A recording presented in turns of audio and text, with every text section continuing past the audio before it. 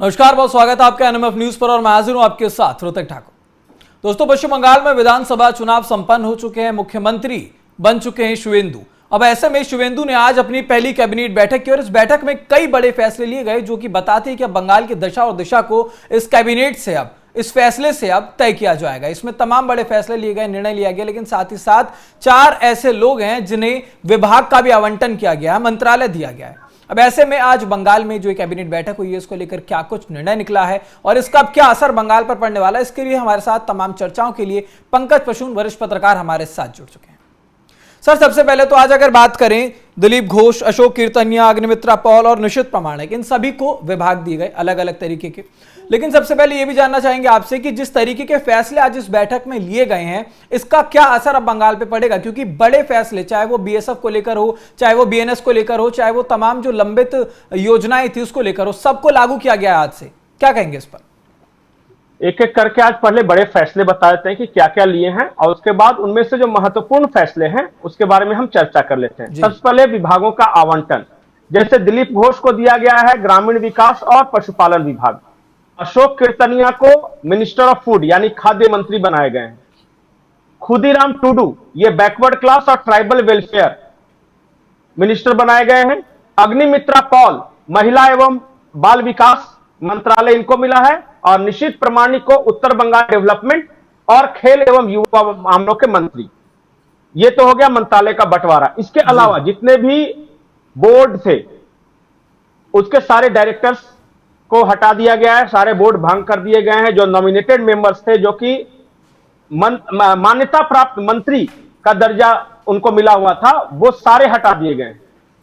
तो जितने भी पॉलिटिकल अपॉइंटमेंट थे टीएमसी के सरकार के दौरान, वो सारे के सारे आज से खारिज। ये दूसरा बड़ा फैसला मंत्रालय के बंटवारे के बाद।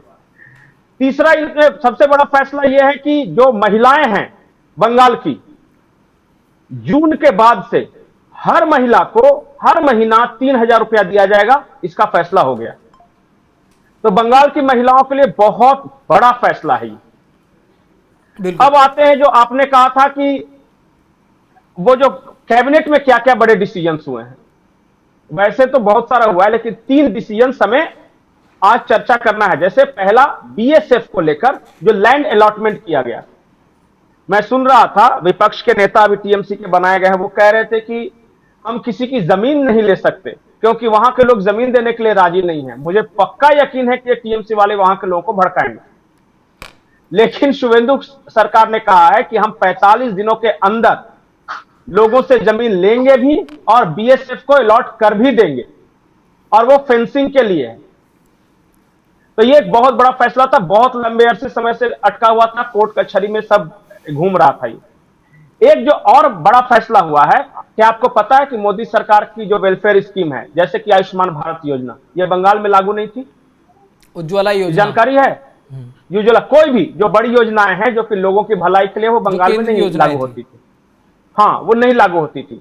पहले ही कैबिनेट में शिवेंदु सरकार ने कह दिया कि आप लोग इनरोलमेंट कराइए, चाहे जितना जो भी योजना है, प्रधानमंत्री आवास योजना हो या फिर आयुष्मान भारत योजना, जितनी योजनाएं चल रही है, अब बंगाल के लोगों को भी उसका लाभ मिलेगा। ये सब पहले कैबिनेट में डिसीजन हो रहा है। महिलाओं को पैसे देने का, फेंसिंग का, ये केंद्र की योजनाओं का।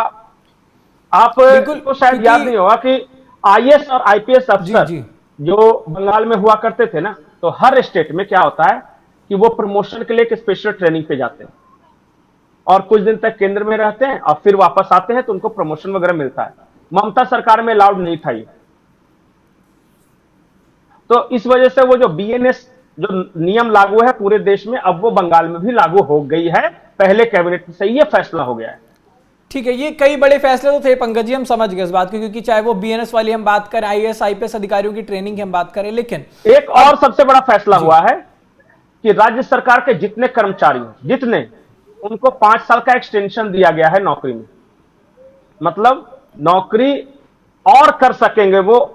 ये खुशी की लहर है। तो राज्य सरकार के सारे कर्मचारियों में खुशी की लहर, आईएएस आईपीएस में खुशी की लहर, महिलाओं में खुशी की लहर, जो भी योजना के लाभार्थी हैं उनमें खुशी की लहर और देश में खुशी की लहर इस यानी वजह कि से ये कहावत जो है BSF कही जाती थी आप आए बाहर आई वाली बात शायद शुभेंदु सरकार के आने से हो गई और बंगाल के लोग भी समझ पा रहे होंगे।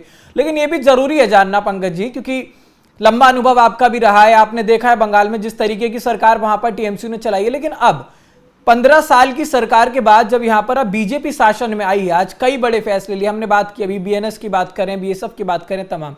लेकिन यह जानना जरूरी है क्योंकि विपक्ष टीएमसी वहां पर मुख्य रूप से बैठा है। आपने बताया कि अभी जब बीएसएफ की जमीनों की बात आ रही है तो कहीं ना कहीं वो भड़काऊ भाषण भी देंगे, वहां के लोगों को भड़काएंगे। तो तीन वो कौन से ऐसे फैसले हो सकते हैं जिसको लागू करने में बंगाल में कहीं ना कहीं भारतीय जनता पार्टी को दिक्कत आएगी? नहीं, मुझे लगता है कि कोई दिक्कत नहीं है अभी फिलहाल, क्योंकि सारे बोर्ड सब वगैरह भंग कर दिए गए हैं। जितने आयोग थे वहां, महिला आयोग तो पुरुष आयोग तो आज बंद करके उन्होंने कम से कम 50-60 आदमी को आयोग में सेट करके रखा था अपने लोगों को, तो वो सब बेरोजगार हो गए एक झटके में। मुझे नहीं लगता है कि किसी भी तरह से इन सब में से किसी भी चीजों को लागू करने में कोई परेशानी आएगी। देखिए, प्रचंड बहुमत है और टीएमसी का मनोबल जो है अभी डाउन है जी, और अभी तो और भी कई फाइलें खुलनी है। ये तो पहले कैबिनेट का फैसला है। जितने भी भ्रष्टाचार के आरोप हैं जिनके जांच चल रही है वो फाइलें नबन्ना में सिक्योर्ड हैं, ठीक है। अब वो जांच को स्पीड अप किया जाएगा, तो या तो अपने जेल जाने से बच जाएं या सरकार के काम में अड़ंगा लगाएं। इनके पास दो ऑप्शन है, या फिर सहयोग करें। हालत यह है कि बंगाल के चुनाव में हालत देखते हुए तेलंगाना के मुख्यमंत्री ने कहा है कि मोदी जी थोड़ा ध्यान रखिएगा। तो खौफ का आलम हर जगह है। पंकज जी, जिस तरीके से मंत्रालय का आवंटन किया गया है, चाहे वो दिलीप घोष हो, चाहे वो अग्निमित्रा पॉल हो जिन्हें महिला बाल विकास मंत्रालय दिया गया है, इस मंत्रालय के आवंटन को देखते हुए आप क्या समझ पा रहे हैं? किन समीकरणों के हिसाब से? एक और बड़ा फैसला है जी, एक और बड़ा फैसला है जो अभी अभी आ रहा है। शुभेंदु सरकार ने सभी जिलों के डीएम को यह कहा है कि कट मनी प्रैक्टिस और काउ स्मगलिंग पर तुरंत रोक लगाए। यह बहुत बड़ा फैसला है। शुभेंदु सरकार का यह दिलीप घोष के ऊपर आएगी, क्योंकि नहीं, ये तो सभी जिलों के डीएम को कहा है जी जी कि अगर किसी जिले में मैंने सुना कि गौ तस्करी हो रही है, कट मनी लिया जा रहा है, तो आप जिम्मेवार होंगे। और यह बयान दिया है बीजेपी के गौरी शंकर घोष ने अभी तुरंत मंत्रालय से निकलकर। बंगाल में जो चलते रहे 15 साल में ममता के शासनकाल में, वो बंद होना चाहिए। इसलिए सारे डीएम को निर्देश दिया। हमारा सीएम था वो निर्देश दिया डीएम को, जे अगले एक महीने में सारे वो जो काम चलता है, काट मनी, तोलाबाजी, इलीगल का चलता है, सारे बंद होने के निर्देश दिया। और एक महीने बाद फिर रिव्यू मीटिंग होगा, जो बंद होगा कि नहीं होगा। वो कोल भी हो, वो बाली भी हो, सारे जो इलीगल कटल भी हो, सारे गाय तस्करी सब। और कितने समय सीमा क्या दिया? एक महीने के अंदर फिर मीटिंग होगा, रिव्यू मीटिंग। वो मीटिंग में कितना काम हुआ, कितना नहीं हुआ, वो फिर रिव्यू होगा। तो ये अपने आप में बहुत बड़ा फैसला है। पश्चिम बंगाल में गौ तस्करी और कट मनी पे रोक लगाना अपने आप में क्रांतिकारी कदम है। बिल्कुल, तो ये बड़ा फैसला एक और जो हम पंकज जी समझ पा रहे हैं, क्या लगता है? क्योंकि जैसे गौ तस्करी की हम बात करते हैं, गौ तस्करी को लेकर के लगातार प्रखर रूप से बीजेपी भी सामने आती है, कई ऐसे संगठन बने हुए हैं जो इसको लेकर के काम कर रहे हैं। लेकिन अब जैसे मंत्रालय भी दिया गया, पशुपालन मंत्रालय दिया गया दिलीप घोष को भी, तो क्या माना जाए अब अलग अलग तरीके के जो ये मंत्रालय ने दिए गए हैं, इसके पीछे की क्या स्ट्रेटेजी रह सकती है? क्योंकि अग्निमित्रा पॉल को महिला बाल विकास मंत्रालय दिया गया है, ग्रामीण विकास मंत्रालय दिलीप घोष के हाथ में दिया गया, निशुल्क के हाथ में खेल मंत्रालय दिया गया। तो क्या ये माने कि ये 3, 4, 5 जो बड़े चेहरे थे जिनका कहीं ना कहीं अगर हम बात करिए कोर टीम बीजेपी की बंगाल में मानी जा रही है, तो सबको सेटिस्फाई करने के लिए पहले ये मंत्रालय दे दिए गए? नहीं, सबसे ये तो बड़े मंत्रालय है नहीं। तो अभी तो बड़ा मंत्रालय आता है फाइनेंस, गृह, वित्त जी, खजाना किसके पास होगा, गृह, पुलिस किसके पास होगी, पथ निर्माण, भवन निर्माण, सड़क निर्माण, ये सब जो है ना, ये सब बड़े मंत्रालय अभी तक जानबूझ के उसको अनटच्ड रखा गया है। अब देखना यह है कि जब मंत्रिमंडल का विस्तार होता है तो उसमें से कितना चीफ मिनिस्टर खुद अपने पास रखते हैं और कितना दूसरे के पास देते हैं। एक और है, बंगाल में जो जांच एजेंसियां हैं, एंटी करप्शन ब्यूरो है, सीआईडी है, वो मुख्यमंत्री अपने पास रखते हैं या किसी मंत्री को देते हैं, ये सब फैसला करेगा। देखिए, पशुपालन हो गया, महिला हो गया, महिला कल्याण विकास विभाग हो गया, कोई भी मंत्रालय छोटा नहीं होता, काम करने के बहुत स्कोप होते हैं। या ट्राइबल वेलफेयर मिनिस्ट्री हो गया, उत्तर बंगाल विकास प्राधिकरण, या फिर जो यूथ डेवलपमेंट मिनिस्ट्री, ये सब बड़े नहीं है। अभी तो असली जो जूस आना है वो बाकी है, अभी खेल बाकी है। तो हाँ, अभी देखते जाइए। अभी तो जो मंत्रालय का एक्सटेंशन होगा, क्योंकि ये 5 मंत्रियों से तो काम चलाएंगे नहीं, कम से कम 25-30 तो कम से कम और होंगे। उसके बाद देखिए जब आएगा, जब बंटवारा होगा, तब पता चलेगा कि मुख्यमंत्री के पोर्टफोलियो में क्या क्या है। और मेरी सबसे बड़ी नजर है कि फाइनेंस मिनिस्ट्री और होम मिनिस्ट्री, डंडा किसके पास होगा पुलिस का। मुझे लगता है मुख्यमंत्री अपने पास ही रखेंगे उसको, लेकिन फाइनेंस मिनिस्ट्री अपने पास रखते हैं या नहीं रखते हैं, या किसी को बनाते हैं। क्योंकि देखिए स्वपन दास गुप्ता भी जीत कर आए हैं, और बहुत बहुत पढ़े लिखे और महीन जहीन हाई प्रोफाइल लोग जीत कर आए हैं। उनको मंत्रालय में एंट्री मिलती है कि नहीं, ये देखना होगा। कुछ अर्बन फेसेस, कुछ रूरल फेसेस, ये सब करना होगा। अभी और महिलाओं की संख्या भी बढ़नी है। तो अभी ये तो ठीक है, एक जो कोरम पूरा करना होता है सरकार बनाने और चलाने के लिए, तो वो कोरम पूरा हो गया कि 5 मिनिस्टर भी हो गए, उनका पोर्टफोलियो भी डिवीजन हो गया। तो अब क्या होता है, सरकार अपने मन से फैसले ले सकती है। असली सरकार जब खबर आएगी कि कब ये मंत्रिमंडल विस्तार होगा, तब मजा आने वाला है। तब ये पता लगेगा कौन कौन सा जो मिनिस्ट्री है किसके हाथ में जा रही है। ठीक है, ये तो बात हो गई, लेकिन अब ये भी जरूरी है समझना कि जिस तरीके के फैसले आज पहली कैबिनेट में लिए गए शुभेंदु सरकार की तरफ से, कई बड़े और अहम फैसले, तो इसकी क्या ये माने कि टीएमसी को अब इन फैसलों से मिर्ची जरूर लग रही होगी।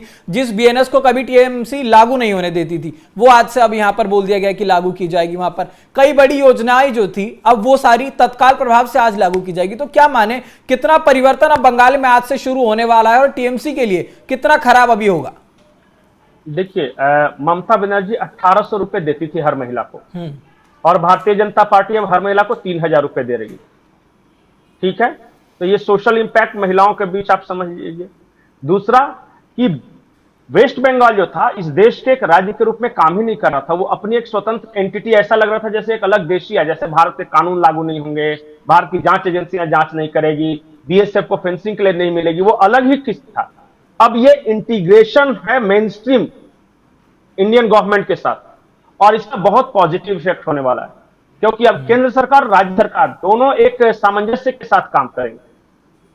और डबल इंजन की सरकार का जो फायदा है वो बंगाल को भी मिलेगा पूरी तरह से। बिल्कुल बिल्कुल बिल्कुल बिल्कुल। अब देखिए अभी तो ये पहला दिन है, अभी तो इतने फैसले हुए। मैं बार बार एक चीज बोलता हूं कि हमें इंतजार करना चाहिए। किसी भी सरकार के परफॉर्मेंस को जज करने के लिए कम से कम 6 महीने उसे देना है, उसके बाद ही तारीफ या आलोचना दोनों होगी।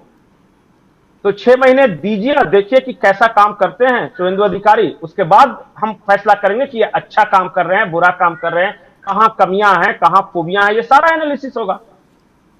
चलिए, तो आज ये पहली कैबिनेट थी शुभेंदु सरकार की, और जिसमें तमाम बड़े फैसले लिए गए हैं। दिलीप घोष, अग्निमित्रा पॉल, निषेध प्रामाणिक, अशोक कीर्तनिया को मंत्रालय भी बांटे गए। अब आने वाले समय में देखना होगा कि बंगाल में किस तरीके से काम होता है, किस स्ट्रेटेजी के साथ बीजेपी बंगाल में आगे बढ़ती है, क्या कुछ फायदा बंगाल की जनता को भारतीय जनता पार्टी की डबल इंजन की सरकार बंगाल में बनने से मिलती है। फिलहाल हमारे साथ पंकज पशुन जुड़े हुए थे, बहुत धन्यवाद आपका हमारे साथ जुड़ने के लिए और जानकारी साझा करने के लिए। तो फिलहाल मेरे साथ इस चर्चा में इतना ही, और इस खबर पर आपकी क्या कुछ राय बनती है हमें कमेंट बॉक्स में जरूर बताइएगा। साथ ही साथ एनएमएफ न्यूज पर लगातार बने रहें।